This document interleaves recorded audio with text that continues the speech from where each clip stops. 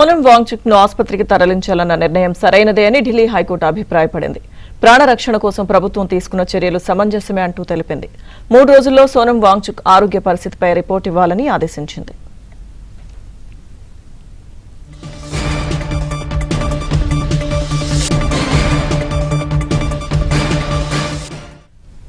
పూర్తి సమాచారం మా ప్రతినిధి సతీష్ అందిస్తారు ఢిల్లీ నుంచి. సతీష్, లక్ష్మీదుర్గ సోనం వాంగ్చుక్ ను ఆసుపత్రికి తరలించిన ప్రభుత్వ నిర్ణయం సరైనదని ఢిల్లీ హైకోర్టు స్పష్టమైన ఆదేశాలు జారీ చేసింది. ఇక ప్రభుత్వ చర్య ఏకపక్షం కాదని స్పష్టం చేసింది ఢిల్లీ హైకోర్టు. వాంగ్చుక్ ఆరోగ్య పరిస్థితిని దృష్టిలో పెట్టుకుని ఆయనను ఆసుపత్రికి తరలించినట్టు కూడా కేంద్ర ప్రభుత్వం తరపు న్యాయవాది సైతం కూడా కోర్టు వివరించడం జరిగింది. ఇక ప్రాణరక్షణ కోసం ప్రభుత్వం తీసుకుంటున్న చర్యలు సమంజసమే అనే అంశాన్ని ఢిల్లీ హైకోర్టు కూడా సమర్థించడం జరిగింది. ప్రభుత్వాన్ని ఆసుపత్రి ఉన్నతాధికారులకు హైకోర్టు నోటీసులు జారీ చేసింది. 3 రోజుల్లో సోనం వాంగ్చుక్ ఆరోగ్య పరిస్థితిపై పూర్తి నివేదికను ఇవ్వాల్సిందిగా కూడా ఆదేశాలు జారీ చేసింది. తదుపరి విచారణను బుధవారానికి వాయిదా వేస్తూ ఢిల్లీ హైకోర్టు తీర్పు ఇవ్వడం జరిగింది. అయితే ప్రధానంగా సోనం వాంగ్చుక్ భార్య ఈ రోజు ఉదయాన్నే హడావుడిగా ఆమె హైకోర్టులో ఒక పిటిషన్ దాఖలు చేసింది. ఆ పిటిషన్ లో సోనం వాంగ్చుక్ యొక్క ఆరోగ్య పరిస్థితి బాగాలేదు, ఆయనను హాస్పిటల్లో నిర్బంధం చేశారు, ఆయనను ఒక ప్రైవేట్ హాస్పిటల్ కు మార్చేందుకు తమకు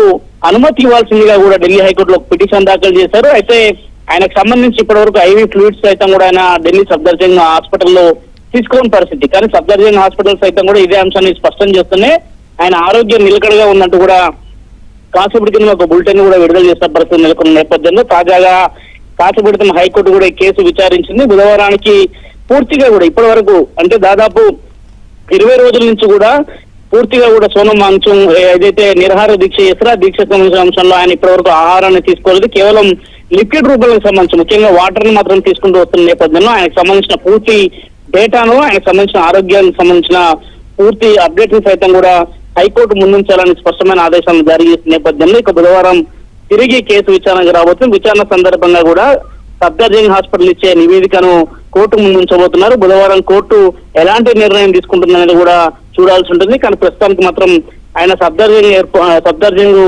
హాస్పిటల్లో మాత్రము అటు వైద్యానికి తీసుకోవడానికి నిరాకరిస్తున్న పరిస్థితి నెలకొన్న నేపథ్యంలో కానీ ఆయన ఆరోగ్యం మొత్తం స్టేబుల్ గా ఉందని ఇప్పటికే హాస్పిటల్ సిబ్బంది సైతం కూడా ఒక ప్రకటన విడుదల చేయడం జరిగింది. Okay Satish, thank you.